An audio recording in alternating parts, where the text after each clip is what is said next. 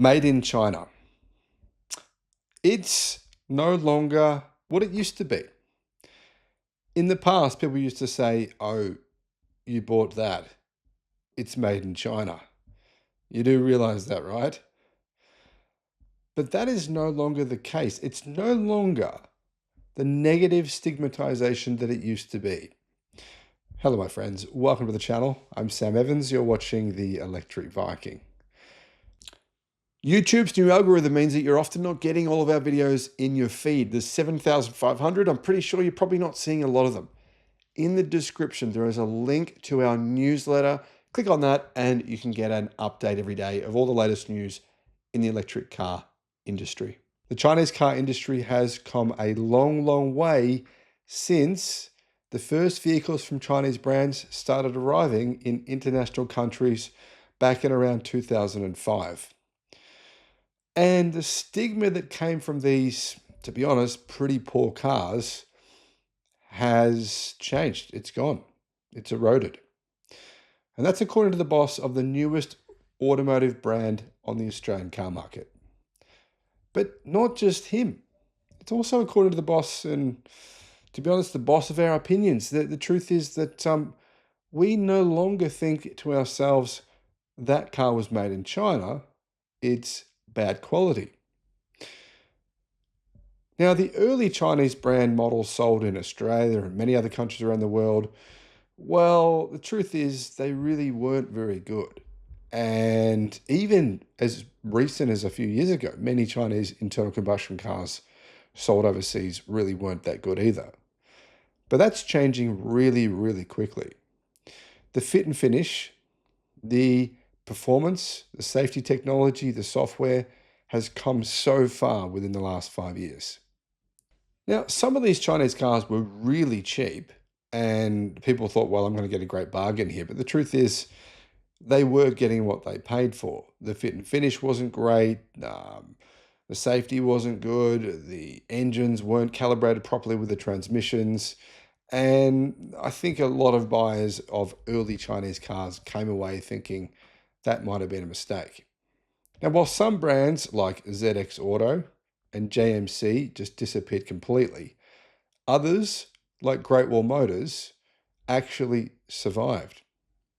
The manager of Deepal in Australia said this: only recently they've just talked about 4 Chinese brands in the top 10 in sales rankings here in Australia. I think that answers your question around what people think of incoming Chinese brands. Now, Mr. Kofola, the leader of Deepal in Australia, was referring to the VFAX sales report from August, where BYD, Great Wall Motors, MG and Chery all finished in the top 10. But this doesn't really tell the full story, because all of the cars that Tesla sold in Australia were all made in China. Many cars sold by Western brands in Australia are also now being made in China, including models from BMW. And as a result, sales of Chinese-built vehicles here in Australia have increased by 57.5%. And now China is exporting more cars than any other country in the world. That happened within a very short space of time. Only a few years ago, China was the 5th largest exporter of cars worldwide. In that space of time, it very quickly overtook everyone, including Japan. The fit, finish, and quality of these products far exceeds perhaps the perception of Chinese brands from the past, and the quality they brought in, said Mr. Kofola, the manager of Deepal, noting the state-of-the-art manufacturing facilities that are now in China. I think some Australian buyers need to perhaps experience them to see just how good they are. So perhaps there's a stigma, but I think it's eroding day by day. I think the quality of the brands that are coming in will prove themselves. And this is actually accurate in my experience. I get people saying I'm paid by the Chinese government, by the CCP, because I like Chinese cars, simply by virtue of the fact that I've test driven them and found that they're actually really good. Hey guys, Zika X here, Australia. Oh, here we go. Nope. It's pretty nice. It's like a premium version of the Volvo EX30. So what is the combined figure? 350 or? Combined the fee is 315. 350. Okay, it's quite a lot of power. Yeah. It therefore implies to many Australians, and not just Australians, but people living in even in the United States and Europe, that I must be a secret spy being paid by the Chinese government. They're so deeply entrenched in their belief that Chinese made vehicles couldn't possibly be good, even though they've never actually personally tested them, that they say this kind of outlandish stuff, of course. However, I'd say that most people don't but hold those beliefs anymore. Most people, when you tell them Zika is the sister brand to Volvo, they go, wow, well, actually, that car looks pretty good. Maybe I'll actually have a test drive. Many people, when you tell them actually your BMW was made in China, they start to reevaluate the way that they actually think about the automotive industry. Now, guys, have you had an experience like this where, you personally might have had this experience where you thought, certain products made in China were rubbish, and then all of a sudden they actually became really good?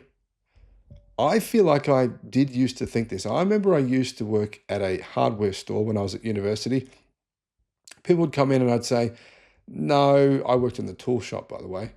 And they'd say to me, no, what product should I buy? Should I buy this drill or this drill or this cordless drill? And I'd say, that one's made in China. That one's made in China. It's just cheap crap from China. But within the space of a few years, I crazily started to realize that some of this cheap crap from China wasn't actually cheap, and it was just as good as the stuff being made in Japan, but it was half the price. Here's the thing. Now we can go even further than that. In most instances, we can say this Chinese stuff, these Chinese cars made in China are much cheaper than products made in Japan or the US or Europe, and they're much better. Not just as good, but much better. Thanks for watching. The Sydney EV International Motor Show. If you want to get a 50% discount on your tickets, all you got to do, click the link in the description and use the promotion code that's in the description. Just copy and paste that. Now, I should mention there's only 200 tickets available per day. So if you go to use the promo code and you can't get a ticket, wait till the next day. Don't wait until the day before the show to get your tickets, because otherwise you'll probably miss out on getting the 50% discount.